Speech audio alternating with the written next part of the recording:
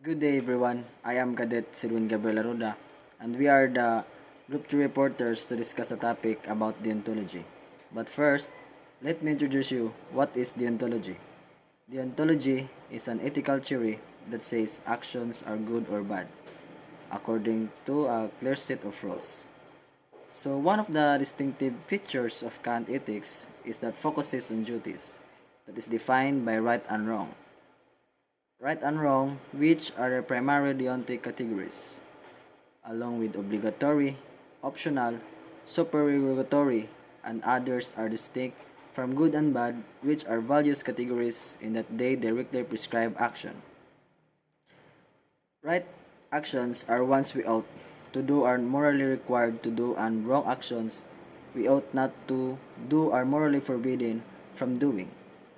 So those primary deontic categories that I have mentioned is the style of ethics that is referred to deontology. The name comes from the Greek word deon, meaning duty or obligation. In deontology, the deontic categories are primary. So as we all see, Kant believes all our duties can be derived from the categorical imperative, which is ang atong central concepts sa atong topic nga deontology. So we will first need to explain what Kant means by the phrase categorical imperative, and then we will look at the content of this rule. This report is to be continued by Cadet Hintapan. Good day, sir. I'm Kadit Hintapan James Christian, and I'm a member of this group. And I'm going to discuss some of our topics. First, Kant believes that morality must be rational. He models his morality in science, which seeks to discover universal law that govern the natural world. Similarly, morality will be a system of universal rules that govern action. In Kant's view, as we will see, right action is ultimately a rational action. As an ethics of duty, Kant believes that ethics consists of commands about what we ought to do. The word imperative in this categorical imperative means a command of order. However, unlike the most other command, which usually come from within, from our reason, still they function the same way they are commands do in certain action. Ag kani si Kant, ag iyang way of thinking, nagbase siya sa science which is kanang logical or kanang kanang right way or kanang sakto na reasoning na ag pagbuhat sa saktong butang nang ginahanglan pod og sakto nga reasoning, then back to Reggie's story, he may now independently assess if the cumulative maxim is morally acceptable using the suitcase that was left in his taxi cab. He can now evaluate this maxim by considering it to be everyone's responsibility. The question is whether the adage comes from the conflict with itself or maintains its consistency. Owning anything means having the freedom to keep it in one's possession, utilize it however one pleases, or get rid of it whenever one pleases. Nag-ingon dire na ag tao nga ang tao nga kuan nang naay kaugalingong butang, pwede nimo mahimo og unsa imong gustong buhaton, imo bang ilabog, imo bang ampingan, imo bang ikip nya dinhi murag masukat ang imuhang logical thinking if imo bang ikip tong ni Reggie tong nahabili na suitcase sa iyahang taxi cab, if right ba to or wrong, then what transpires them when a person forced to take ownership of something that is not him or hers. For me, ag mahitabo ani, it will be like mahimo na nimuhang responsibility kay di man imuha ang butang then gi-force og hatag nimo para mahimuha. If di nimo gusto, ma-force to nimo na mahimo responsibility na imuhang maampingan ang butang or imuhang unsaon nimo ang butang. Then mora to. The universalized maxim of Reggie becomes contradictory, for the meaning of ownership is contracted. How is it that everyone is obligated to take a suitcase and seal its content despite the fact that they do not have the right to possess, use, and dispose the suitcase? And we relate the story of Reggie. He did return the suitcase as he knows what to do immorally because it is being necessary. He may think that he has no right to possess or use the suitcase that is not owned by him. And maaari niyang isipin na wala siyang karapatan angkinin o gamitin ng maleta ang suitcase na hindi niya naman pagmamayari. In the first place, Kant, the proponent of Deontology, also state in his work that we, human beings, according to our principle that we determine for ourselves. So Reggie also did act which according to his principle that is the best way to do and being guilt.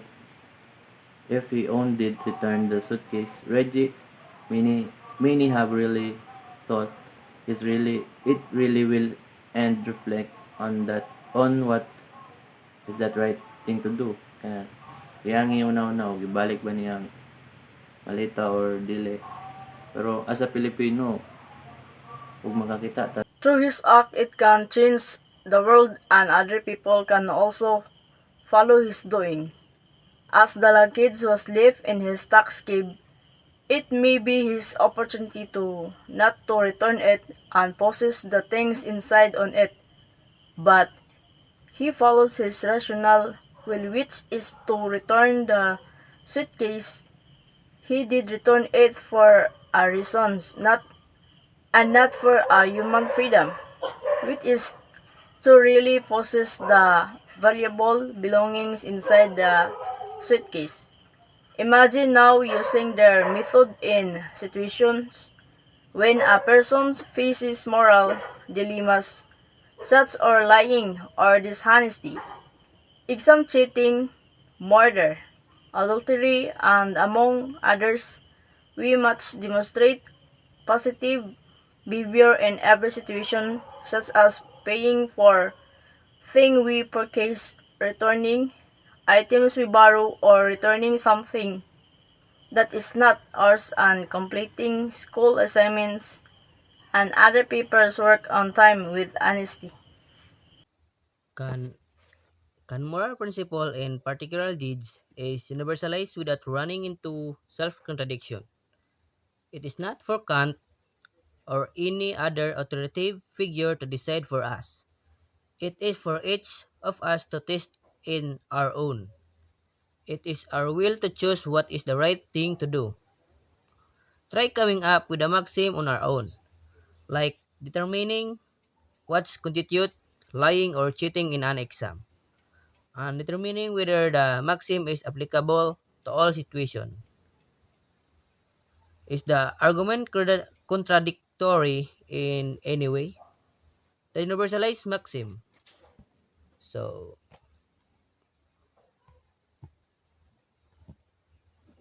so from the word itself, it is an act or instance of contradicting oneself or itself. A statement containing contradictory elements. Yeah. For example, is I am good at math, but I will cheat. So, maniging ano, mayo gyapon ka anong subject ka kintahay, pero need gyapon ka mag-cheat para marapoy mong si gusto ni mga grado. In other words, This procedure is properly used to appropriate when one wishes to determine the oral permissibility on action. Indeed, we are often already told which actions are right or wrong, but this knowledge is typically based on what authorized figures say. Our parents, priests, schools, rules and regulation, as well as government restriction already dictate clearly defined moral principle. So, what is categorical imperative for? If we already know whether or not action is right. So, command or moral laws all person must follow regardless of their desire or what extenuating circumstances. As morals, these imperatives are binding on everyone, and some example of these are you should not kill. You should not kill. You ought to help those in need, or don't steal, or ayaw pangawat. So thank you. It's categorical imperative for if we already knew whether or not action is right. The categorical imperative is precisely for the rational will that is autonomous. Recall that autonomy implies as assert. Legislating will the test for universal possibility makes possible the self-legislation for the result of the categorical imperative is nothing other than the capacity to distinguish between permissible and impermissible moral acts. Any rational will can then begin the work of producing a list of duties what the rational and autonomous will believe to right and wrong action. Deontology's role in the morality of the Enlightenment is when maturity and reasoning capacity take control of a person. Decision making deontology is predicated on that person's ability to use reason in contrast to our extensive history.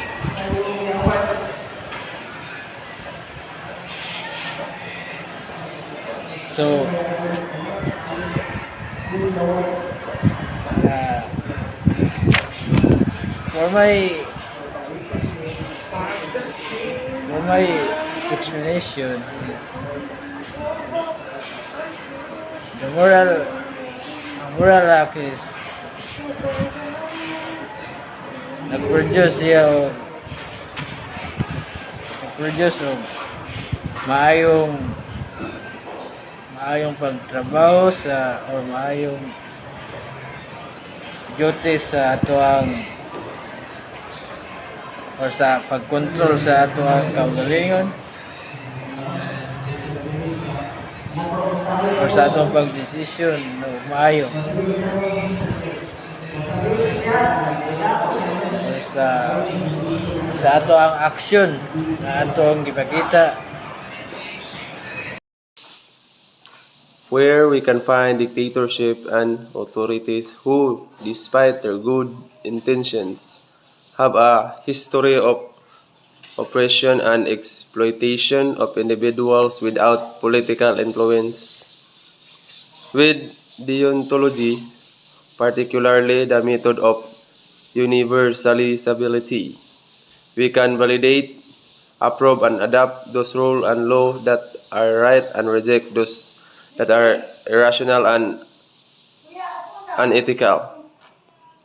Thus, impermissible because they are self-contradictory.